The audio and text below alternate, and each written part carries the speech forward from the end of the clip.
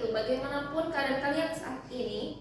Oke, selamat datang di podcast kami, acara Bincang Santai yang akan membahas dan mendiskusikan hal-hal menarik seputar hari ini.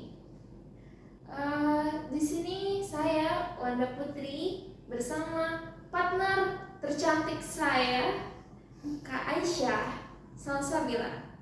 Dan di sini kami mengundang siapa kan, Jiwa? Ya, ada ukti kita yaitu Nafisa. Oke, saya mau berterima kasih loh telah diundang ke channel ini. Ya, kita akan membahas history of Islam. Ya, itulah ya. Oke, kita akan membahas teori sejarah Islam ya. Oke. Pertama-tama nih, sebenarnya teori Islam masuk ke Indonesia itu bagaimana sih? Oke, jadi mungkin nggak banyak kayak orang yang tahu kalau misalnya Islam tuh ada beberapa teori yang mengatakan bagaimana masuknya Islam ke Indonesia. Ada mulai dari teori Persia, ada Cina punya, ada teori dari Bangladesh, teori India, teori Mekah, kemudian ada teori Gujarat. Nah, mungkin kali ini kita mau membahasnya yang ringan-ringan saja, yang mungkin masih segelintir orang yang paham tentang teori Gujarat ini gitu loh. Jadi teori Gujarat kok kayaknya agak kayak kalau kayak Persia, Cina, Bangladesh kita udah paham ya, ya kan? Tapi kalau Gujarat, apa sih Gujarat itu, teori Gujarat Islam masuk ke Indonesia dengan teori Gujarat itu kayak gimana sih? Oke, jadi mungkin banyak ya orang yang nggak tahu. Sebenarnya pas orang mungkin mendengar teori Gujarat, mungkin banyak yang mengatakan kayak, oh teori Gujarat itu sama dong dengan teori India, kan sama-sama satu daerah tuh. Bedanya Gujarat itu adalah daerahnya, sedangkan India itu negaranya. Tapi berbeda. Karena kenapa? Teori Gujarat itu masuk ya ke Islam itu mengacu pada penjelasan tentang bagaimana agama Islam itu masuk dan berkembang di wilayah Gujarat India. Jadi Islam itu masuk ke daerahnya Gujarat di India, kemudian proses itu terjadi melalui beberapa jalur nih, seperti perdagangan antar bangsa, dakwah yang dilakukan oleh ulama dan pengaruh politik dari kesultanan Muslim, gitu. Gimana Cil? Oke, jadi banyak jalurnya ya? Iya banyak. Lalu gimana cara Islam itu pertama kali masuk ke Indonesia tuh gimana?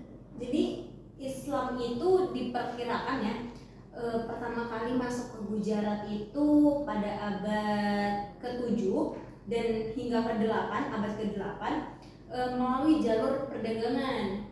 Nah, jadi sesuai dalam hadis Nabi pun kalian tahu dong bahwa Nabi sangat suka berdagang antar negeri, antar benua nih. Nabi sangat menyukai tentang hal-hal perdagangan gitu.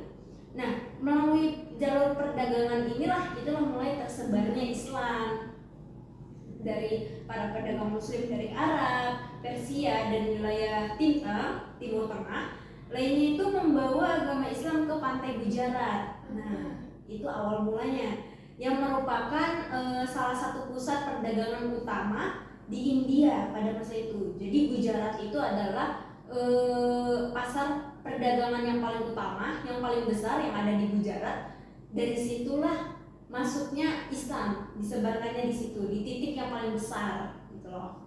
Meskipun ada catatan mengenai invasi Muslim ke Gujarat itu pada abad ke-10, penyebaran agama ini lebih berkembang pada abad ke-12 dan seterusnya. Gitu. Jadi kan tadi kita sudah membahas tentang teori Gujarat, bagaimana Islam masuk ke Gujarat ya, lewat perdagangan terbesar di Gujarat. Nah, lalu bagaimana Gujarat ini atau Islam melalui teori Gujarat masuk ke Indonesia? Menurut teori Gujarat, mereka tuh masuk di abad ke-12 sampai ke-15 dari pedagang muslim dari Gujarat India ya, yang menjadi salah satu kelompok utama yang berperan dalam penyebaran Islam di Indonesia.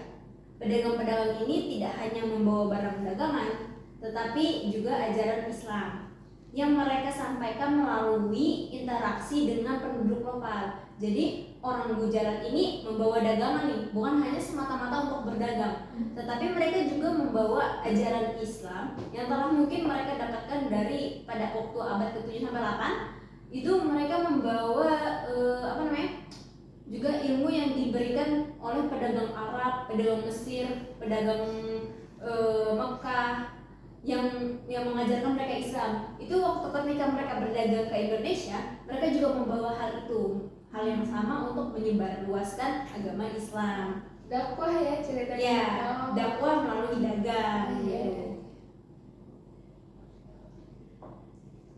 Jadi peran Gujarat dalam budaya Islam Indonesia itu seperti apa? Oke, terkait peran Gujarat menarik sih sebenarnya dalam budaya ya.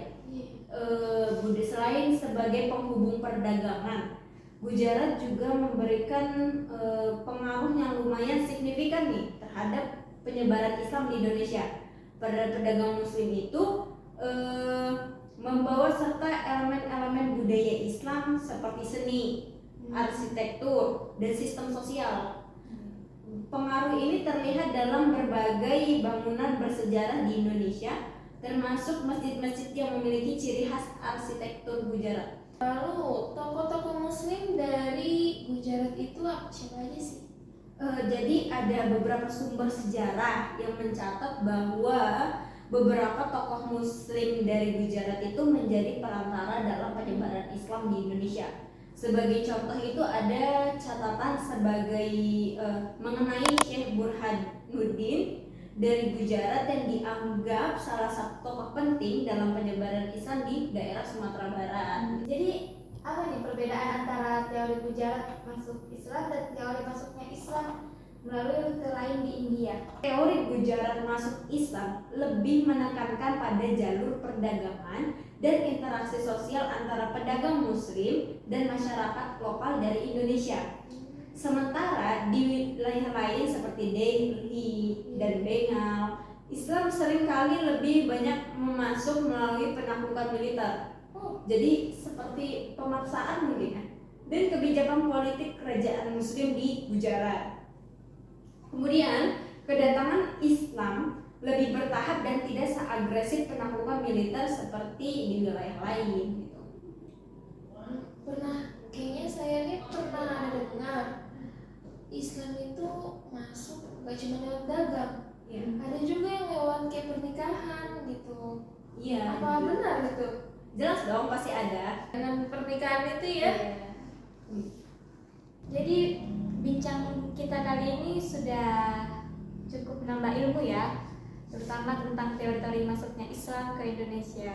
Jadi kita sangat berterima kasih kepada narasumber yang sudah menjelaskan dari A sampai Z sampai kita mengerti, Sampai kita paham sekali ya tentang Gujarat yang sangat asing di kuping kita ini. Oke, kita cukupkan sampai di sini. Terima kasih buat para pemirsa yang di rumah. Terima kasih buat narasumber kami. Kapan-kapan kita balik lagi. Sekian, terima kasih. Wassalamualaikum warahmatullahi wabarakatuh.